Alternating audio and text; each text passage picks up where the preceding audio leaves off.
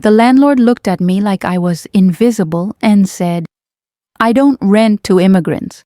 I didn't shout, I didn't cry, I just smiled and said, "Understood." 6 months later, she received a letter and went pale. I had bought her building. I still remember the first time I stepped off that plane. The air smelled different here, cleaner somehow, but colder too. Not just the temperature, though it was February, and I'd never felt wind like that, sharp enough to cut through the thin jacket I'd brought from home. It was the coldness of unfamiliarity, of knowing that nobody here was waiting for me with open arms. No family, no friends, just me, a suitcase held together with duct tape, and a dream that felt more fragile with every passing minute. The airport was massive, overwhelming. Signs in English everywhere, announcements I couldn't fully understand, people rushing past me like I wasn't even there.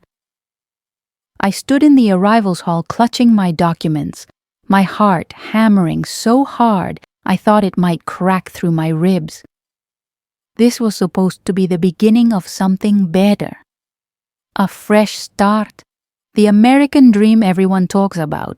But standing there, surrounded by strangers in a language I barely spoke, it just felt like the beginning of a very long, lonely road. I'd left everything behind. My mother's face at the airport back home, trying not to cry because she wanted to be strong for me. My younger brother, who hugged me so tight I thought my ribs would break, whispering, "Don't forget us." My small apartment, the streets I knew by heart, the corner store where the owner always saved the ripest mangoes for me. I left all of that for a chance, just a chance, at something more. The first months were brutal. I lived in a room, not even an apartment, just a single room in a house shared with 3 other women. We were all immigrants, all working multiple jobs, all exhausted in ways that went beyond physical tiredness. The house smelled like a mixture of fried plantains, curry, and cheap cleaning products. The walls were thin enough that I could hear every conversation, every argument, every late-night phone call home where someone cried into the receiver. I worked as a cleaner during the day, scrubbing bathrooms in office buildings downtown, the kind of bathrooms that were nicer than any room I'd ever lived in. Marble counters, automatic soap dispensers, mirrors so clean you could see every tired line on your face. At night, I waited tables at a diner that smelled like grease and desperation. The customers were mostly kind, but some looked through me like I was part of the furniture. Every penny I made, I split carefully. Half went to rent and basic survival. A quarter went back home to my family. The last quarter I saved. I kept it in an envelope under my mattress at first, then opened a bank account when I realized that was safer. That account became my lifeline, my proof that I was moving forward, even if it was just a few dollars at a time. After 8 months of living like that, I finally had enough saved for a security deposit and first month's rent on my own place. My own place. Those words felt like magic. I started searching obsessively, scrolling through rental listings every night after my shifts. Most places were too expensive. Others were in neighborhoods people warned me away from. But I kept looking, kept hoping. Then I found it.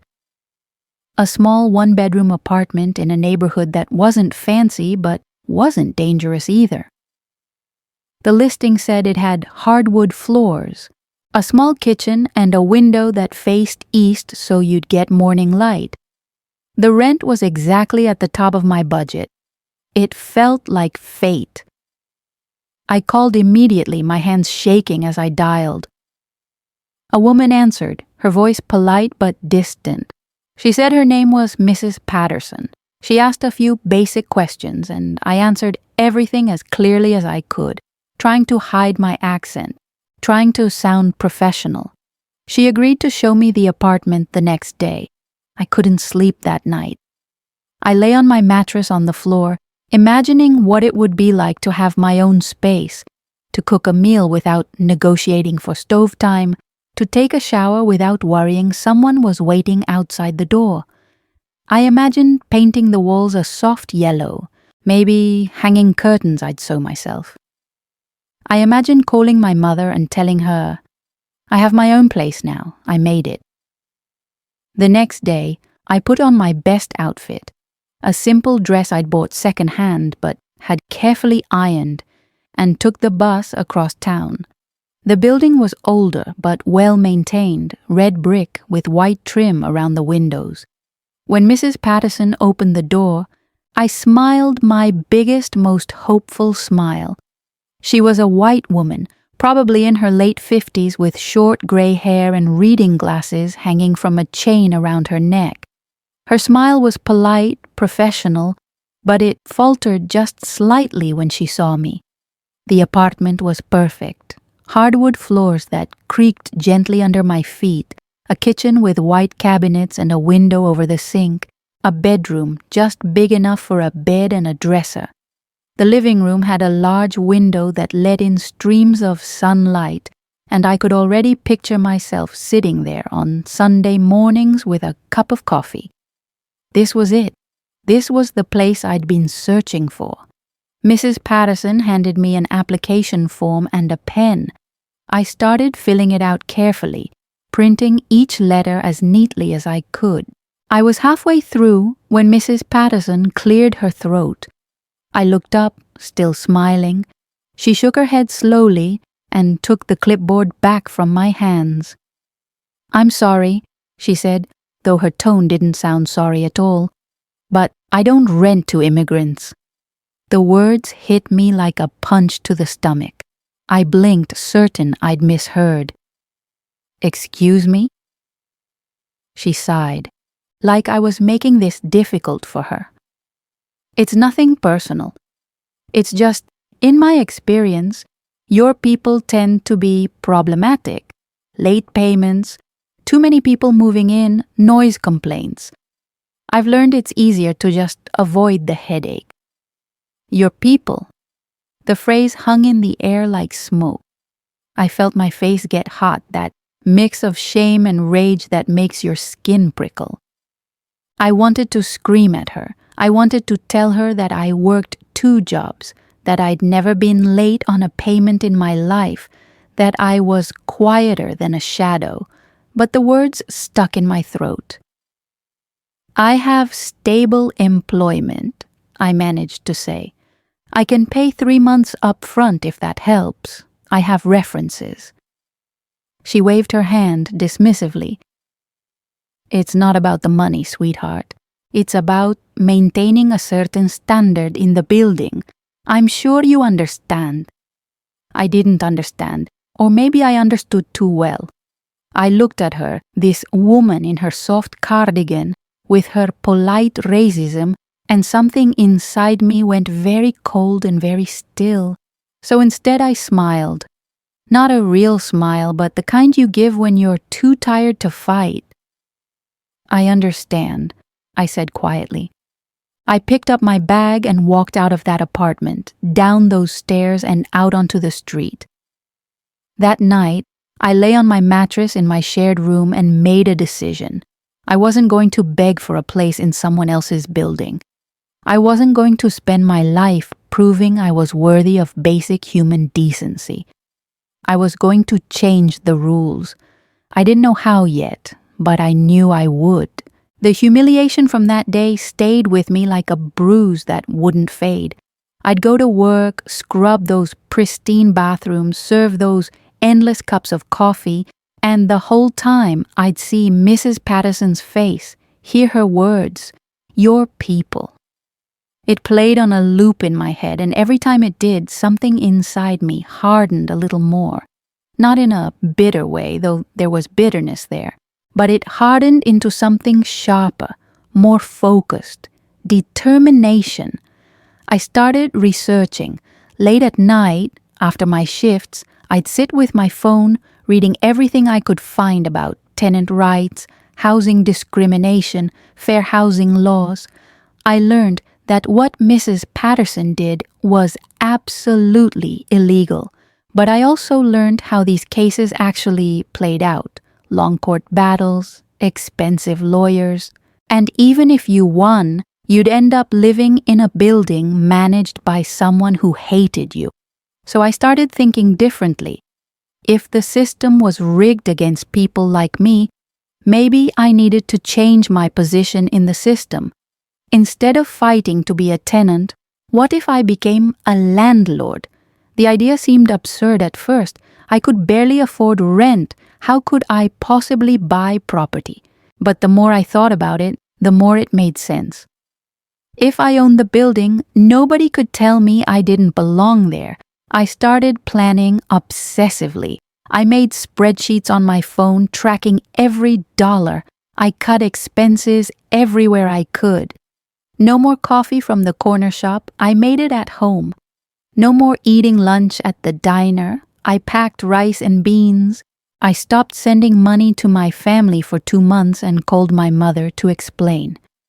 That conversation broke my heart, but I promised myself that once I made this work, I'd send double what I usually did.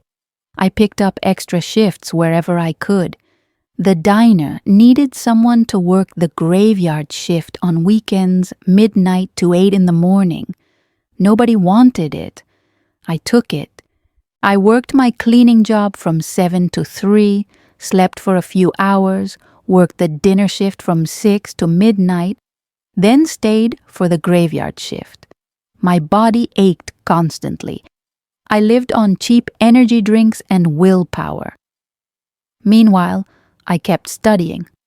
I started learning about real estate, how mortgages worked, what banks looked for in loan applications. I learned about credit scores, down payments, closing costs, property taxes. The more I learned, the more impossible it seemed. But I also learned about programs for first-time homebuyers, about tax credits and incentives. That's when I learned about tax returns. I'd always filed my taxes, but I'd never really understood how the system worked. I started reading about deductions, about credits for low-income workers, about the Earned Income Tax Credit. I realized that because I'd been working so many hours, I might qualify for a substantial return. I became meticulous about documentation. I saved every pay stub, every receipt. When tax season came around, I found a tax preparer who specialized in helping immigrants. His name was Rafael, and he spent 3 hours going through my documents. "You've been working yourself to death," he said at one point. "I have a goal," I said simply. He did some calculations. I'd estimate between $6,000 and $8,000, maybe more. $8,000. Combined with what I'd already saved, that would put me at nearly $15,000. Still not enough for most properties, but maybe, just maybe, enough if I found the right situation. Over the next few weeks, I started watching the real estate market obsessively. Most properties were way out of my price range. But then I started noticing patterns. Some had been on the market for months. Some were listed as fixer-uppers, and some were owned by people who needed to sell quickly. Then, one Saturday afternoon when I was driving through the neighborhood where Mrs. Patterson's building was located, I saw something that made me pull over. There was a notice taped to the front door of her building, a legal notice about unpaid property taxes. My heart started pounding. I took a photo and went home to research. Within an hour, I'd found out that Mrs. Patterson was over a year behind on taxes. The city was threatening a lien. I dug deeper and found complaints filed against her by tenants, issues with maintenance, with security deposits not returned. This building was in trouble, and Mrs. Patterson was in over her head. That's when I knew exactly what I needed to do. I want to pause here for just a moment. If you're watching this and thinking about your own struggles, your own moments of rejection, leave a comment with the word resilient. And if you haven't already, please subscribe to this channel. The best part of this story is still to come. I hired a lawyer, not a fancy one, but a young guy named David who did real estate work and charged reasonable rates. I explained the situation, showed him the tax records, the complaints filed against the building. He listened carefully, then looked at me seriously. "What exactly are you trying to do here?" "I want to buy that building," I said, "but I don't have nearly enough for a traditional purchase." David leaned back in his chair. "You need the owner to be motivated enough to consider non-traditional options. From what you've shown me, she definitely qualifies as motivated. She might be willing to do owner financing just to get out from under this." He explained that instead of getting a traditional mortgage from a bank, I'd make payments directly to the current owner. I'd need much less upfront and she'd get steady income and avoid foreclosure. The question is, how much can you put down to make this attractive to her? My tax return came through 3 weeks later, $8,467. Combined with my savings, I had $14,900. It was everything I had, everything I'd bled for. David helped me draft an offer letter. The offer was for $320,000, below market value, but accounting for the condition and legal problems. I'd put down $15,000, and Mrs. Patterson would finance the rest. I'd agreed to assume responsibility for the back taxes and resolve the tenant disputes.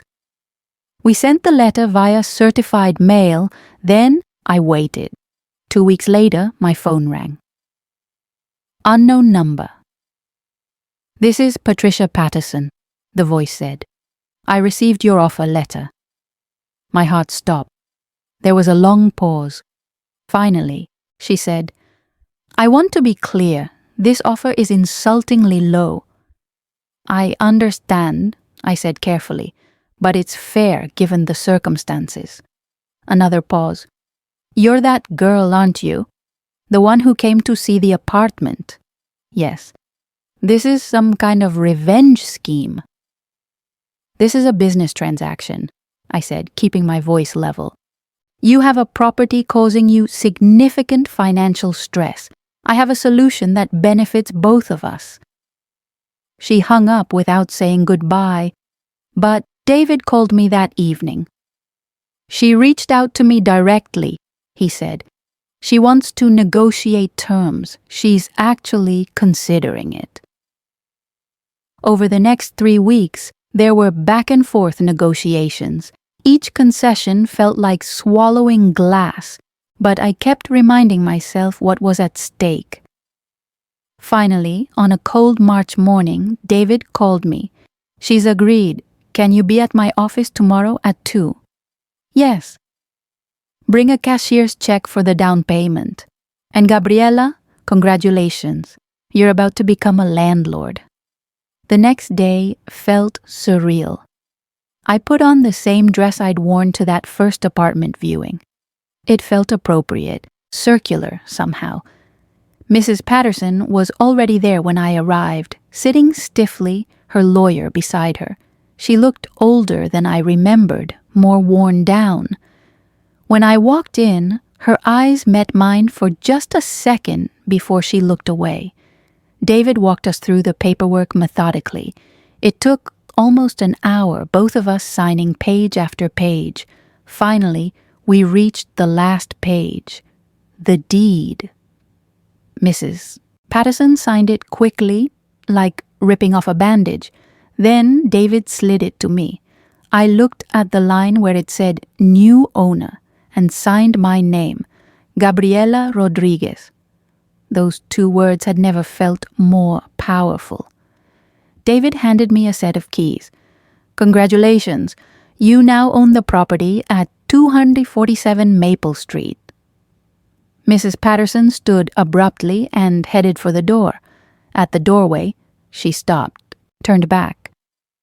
"You think you've won something," she said, her voice tight with bitterness.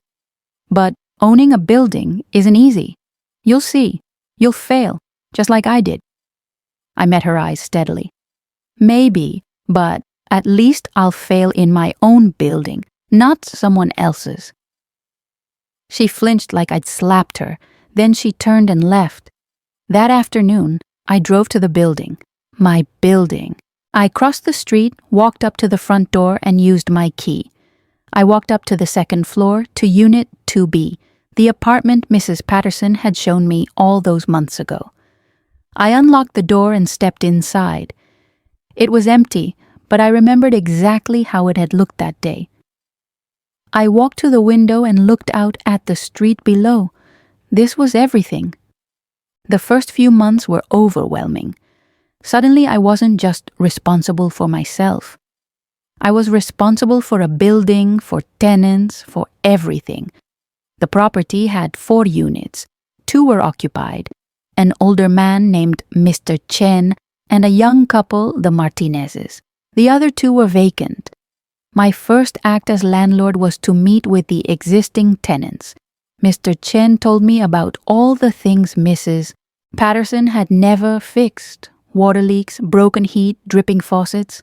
I wrote it all down and promised him I'd have contractors there within the week. The Martinezes had similar complaints. By the time I left their unit, I had 2 pages of repairs needed. I spent the next 2 weeks getting quotes from contractors. I ended up hiring a small crew run by a man named Hector who charged fair rates. We started with the essential repairs. While the work was being done, I started cleaning and renovating the vacant units myself. I'd work my regular jobs during the day, then come to the building in the evenings with cleaning supplies, paint, tools. Unit 2B, the apartment I'd been rejected from, I saved for last. I painted the walls a warm cream color. I refinished the hardwood floors myself. I hung new blinds. Every night I'd stand in that apartment, exhausted and covered in paint, and feel a sense of peace I'd never experienced before. Word started spreading in the immigrant community. I started getting inquiries about the vacant units. I rented them to people who reminded me of myself, hard-working, honest, trying to build something better. And Unit 2B? I kept that one. I moved out of my shared room and into the apartment I'd been told I wasn't good enough for. The first night I slept there, in my own bedroom, in my own space, I cried. Running the building was hard work. There were always issues to handle, but I also learned what it meant to create a home, not just for myself, but for other people. To be the kind of landlord I'd wished for. To treat people with dignity regardless of where they came from. Mr. Chen started bringing me containers of food, saying I was too skinny. Rosa Martinez would invite me for coffee. The building became a community. That evening, sitting under string lights I'd hung in the backyard, surrounded by people who'd all been rejected or told they didn't belong, I felt something I hadn't felt in years. Home.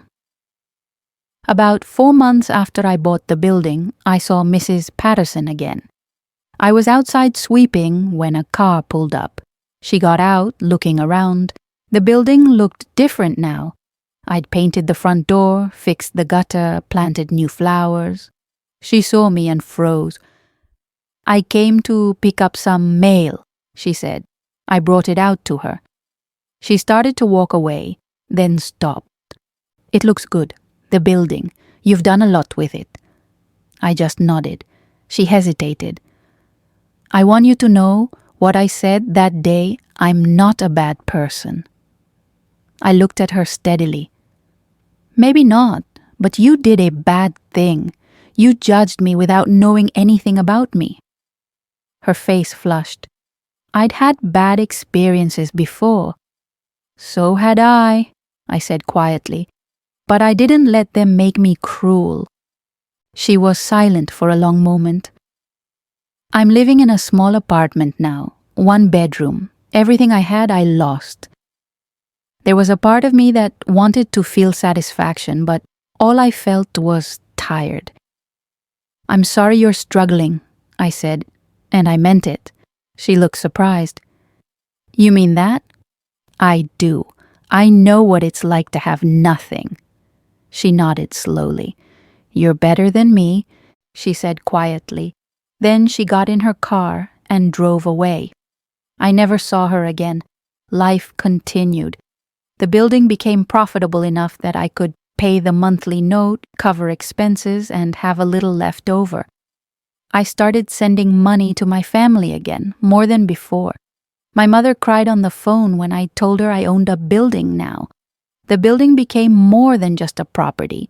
It became a community where people who'd been marginalized could feel safe and valued. When Marie's car broke down, I hired her for administrative tasks. When the Martinezes had medical bills, I let them skip a month's rent.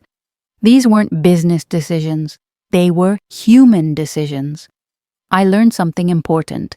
Ownership wasn't just about having a deed with your name on it. It was about responsibility, about creating something bigger than yourself.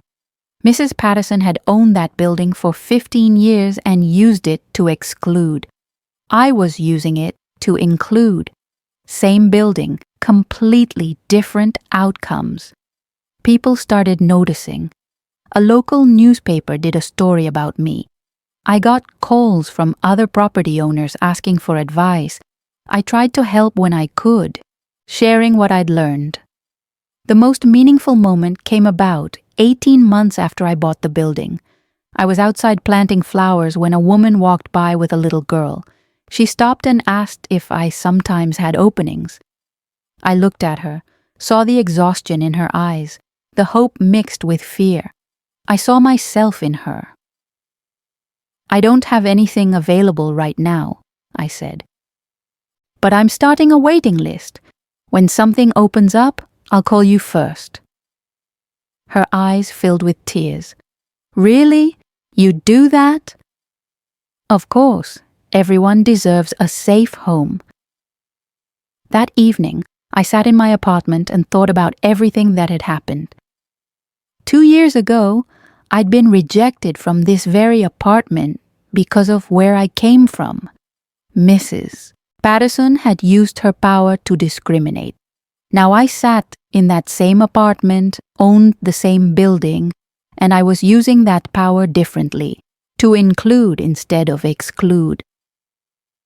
I thought about the path that had led me here, the humiliation, the brutal months of overwork, the tax return that became a down payment, the repairs and renovations, the community we'd built. Every step had been hard, but every step had been worth it. This wasn't just my story. This was the story of every immigrant who'd been told they didn't belong. This was proof that we could overcome, that we could take the system designed to keep us out and find ways to get in anyway. 1 building at a time, 1 tenant at a time, 1 act of dignity at a time. The next morning, I woke up in my own apartment, in my own building, surrounded by a community I'd helped create. I made coffee, sat by the window with the morning light streaming in, and felt peace. Not the absence of struggle, but peace in knowing that I was exactly where I was supposed to be. And somewhere maybe, Mrs. Patterson was thinking about the building she'd lost, realizing that the immigrant girl she'd rejected now held the deed. I hoped it taught her something, but even if it didn't matter, because I'd already won, not by destroying her, but by building something better. So, what do you think? Did I go too far, or did I do exactly what needed to be done? Was buying Mrs. Patterson's building justice or revenge? Let me know in the comments. And if this story resonated with you, If you've ever been rejected or told you didn't belong and fought back anyway, please subscribe to this channel because our stories matter, our struggles matter, and our victories, no matter how small, they matter too.